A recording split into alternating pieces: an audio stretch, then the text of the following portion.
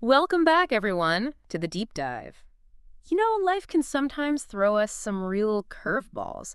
We all experience periods where things just feel a bit off. Kind of like we're walking uphill both ways in the snow, Yeah, right? absolutely. Life's not always a smooth ride. Exactly. And those are often the times when we might find ourselves struggling to see the good, to feel that sense of gratitude. So today, we're going to do a deep dive into a pretty powerful idea: gratitude, especially when it feels like the last thing on your mind. You know what I mean? I get it. We're not just talking about polite thank yous here. We're going deeper, Hmm. exploring how actually practicing gratitude, making it a habit, can actually shift your perspective, even when you're dealing with some really tough stuff. Yeah, and it's funny because you shared some really personal reflections with me on this. A journey through some pretty difficult times, viewed through that lens of gratitude, which I thought was so interesting. It Yep. really kind of challenges the usual knee-jerk reaction we might have to hardship, doesn't it? Totally. So our mission today is to really unpack how this conscious effort to be grateful, to cultivate that gratitude, can actually make a difference for you, even when everything around you feels chaotic. I love it. All right, let's jump right in. The source material we're diving into starts with a question that I think really resonates with a lot of us. It asks, what does it actually mean, genuinely mean, to be grateful when life feels like it's falling apart? It's a big question, It's a huge question, Mm. right? It's easy to appreciate the good times, obviously, but what about those moments when it's like one thing after another and you feel like you're barely keeping your head above water? It's like gratitude is a luxury you can only afford when things are going well. Yeah, like a first world problem or something. Right.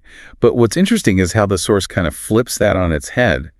It suggests that even when things externally look the bleakest, right, there's this potential for an inner light to emerge. But it really emphasizes that this light, it's not usually coming from some external rescue. It's actually coming from within.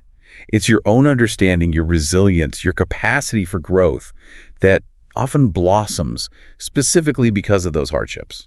I love that. That inner light idea, it's really powerful, but it also makes me wonder, does the difficulty in accessing that light fluctuate depending on how hard things are? Is it easier to find that light when you're dealing with a minor inconvenience versus like a life-altering event?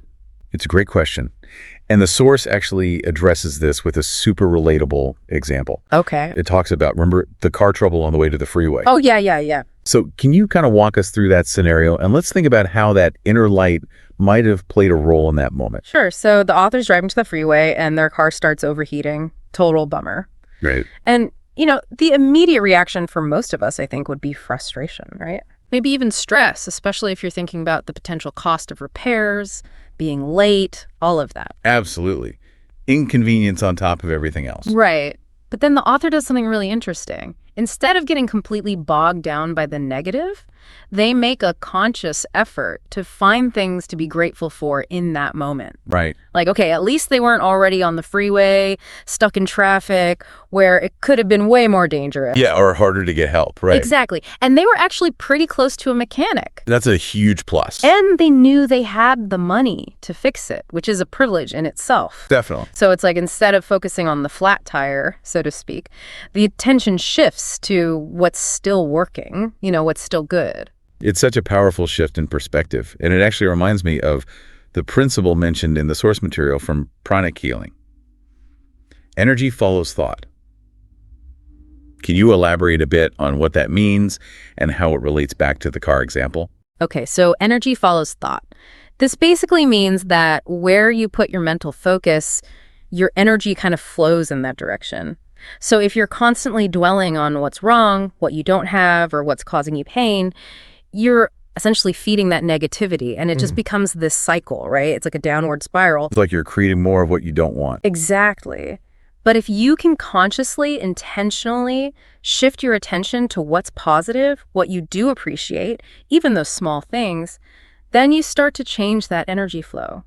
And it doesn't mean you're ignoring the problems, it just means you're choosing where to focus your energy. Yeah, and in the car example, it's like the author, by focusing on those three blessings, those three positives, they're actively redirecting their energy towards a more positive frame, which could actually lessen the negative emotional impact of the situation. It's like training your brain to become a bit more optimistic, even when faced with setbacks. It's like building that muscle of positivity. Totally. And the source goes even deeper, suggesting that gratitude isn't about denying your pain or pretending it doesn't exist, but about actually transmuting it. That's a pretty strong word.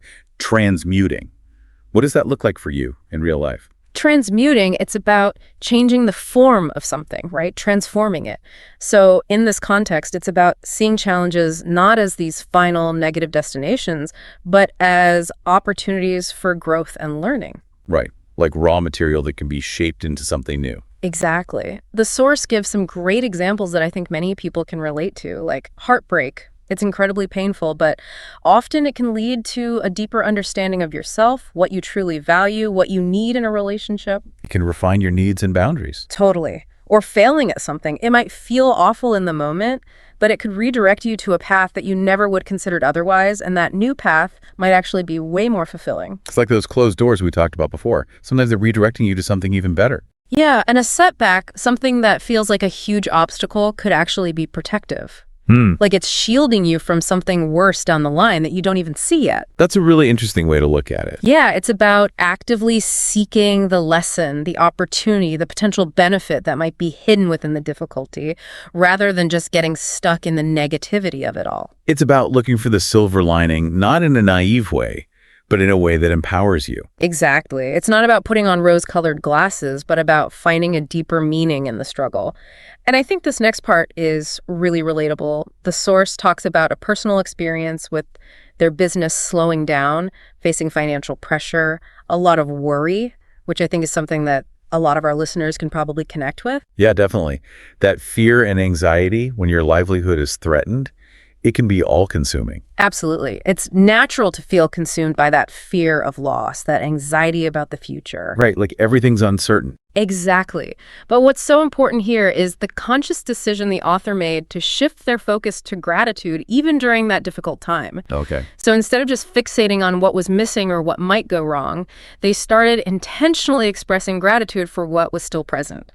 Existing clients, their support network, their past successes, the lessons they'd learned. It's like focusing on the foundation that's still there, even when the structure feels shaky. Exactly. And this shift, it seemed to have a real impact, especially with the mention of affirming future success and this practice called Kriya Shakti manifestation. Can you explain that a bit more? What's the connection there for you? Well, what's really fascinating here is the potential interplay between a change in your internal state, like your mindset, and a shift in your external circumstances, the things that are happening around you. So the source describes this deliberate shift away from asking, why is my business slowing down? That kind of victim mentality, and moving towards affirmations like, thank you, because new projects are already on their way to me. Oh, interesting. That's a big shift. It is. And this Kriya Shakti manifestation practice, as it's explained in the source, it's a method for, intentionally directing your mental energy towards specific outcomes that you desire. Okay. And it's a really powerful example of that energy follows thought idea in action, right? Where this conscious focus on gratitude and future success is actually believed to have contributed to those construction projects coming in later. So it's not just about wishful thinking, but it's about actively engaging with your mindset, your energy, and directing it towards what you want to create. Exactly. And the source even mentions incorporating meditation practices, which further emphasizes the importance of cultivating this focused, positive mental space. It's like taking control of your inner world to influence your outer world. Yeah, I love that. And this leads to a really thought-provoking question that the source poses. What if you started thanking your problems? Ooh, that's a good one. For you, what kind of shift in perspective does that invite? Well, it's like a complete 180 from how we usually react to problems, right? It's challenging that automatic aversion to difficulties. Instead of immediately jumping to, why me? Or why is this happening to me? It's about asking, what is this trying to teach me? It's like turning the problem into a teacher. Yeah, and instead of seeing yourself as a victim of circumstance, you become an active student. You're learning and evolving. You're taking ownership. Exactly. And that change in how you perceive the situation can lead to a huge shift in your emotional response, your energy, and that can open you up to completely different possibilities, different solutions that you might not have seen before. You're not just reacting, you're responding. I love that. It's like moving from being a passive recipient of whatever life throws at you to becoming an active interpreter of your experiences. And the source uses some really powerful analogies to illustrate this. Closed doors as redirection, heartbreak as heart expansion, and problems as actual portals for growth. That portal image, I really like that. Yeah, me too. It's so evocative. It suggests a doorway to something new, something beyond the immediate It's like challenge. those challenges are not dead ends, but they're entry points to new opportunities, a deeper level of understanding. Right, but it's crucial to remember that seeing those challenges as portals, it's a choice, a conscious decision to adopt that transformative perspective. It's not going to happen automatically. You have to choose to see it that way. You're absolutely right. And something else that's woven through all of this is the idea of faith, trusting that there might be a larger plan at work, even when things are confusing or painful, right? Wow. How does that element of trust kind of enhance the power of gratitude for you? It's like having faith allows you to see those challenges through a different lens. It's about trusting that even if you don't understand why something's happening right now, there might be a reason Right, for it might make sense later. Exactly. It might be leading you somewhere beneficial, even if you can't see the destination yet. And when you combine gratitude with that underlying faith, it allows you to accept the present moment, even with its difficulties, with this sense of, okay, maybe this is for a reason. Maybe this is aligning things in my favor, even though it doesn't feel good right now. It's like trusting the journey, even when you can't see the map.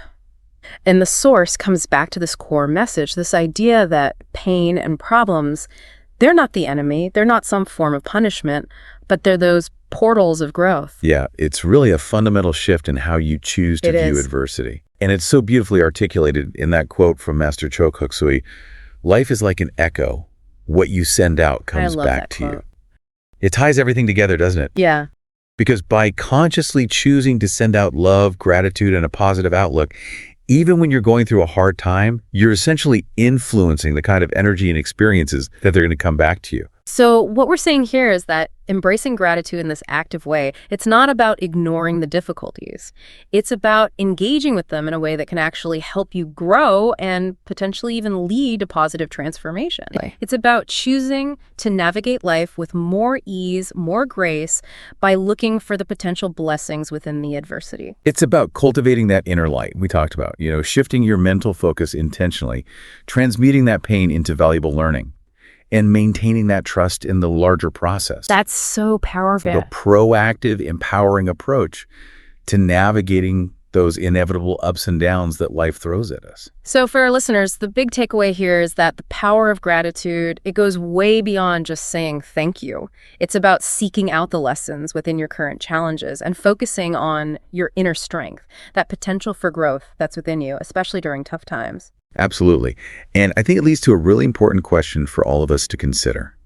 How might intentionally shifting your focus, even in small ways, even consistently, towards gratitude, how might that start to reshape how you see the situations that you're dealing with right now? That's a great question. And what hidden gifts, as the source so eloquently put it, what hidden gifts might be waiting to be discovered if you choose to approach those difficulties with a mindset of gratitude and a genuine willingness to learn from them? Such a powerful question. I love it. Really gives you something to think about. Thank you so much for joining us for this deep dive. It's been a pleasure. It has. Thank you for having me. Absolutely. And to all of our listeners, we'll see you next time on The Deep Dive.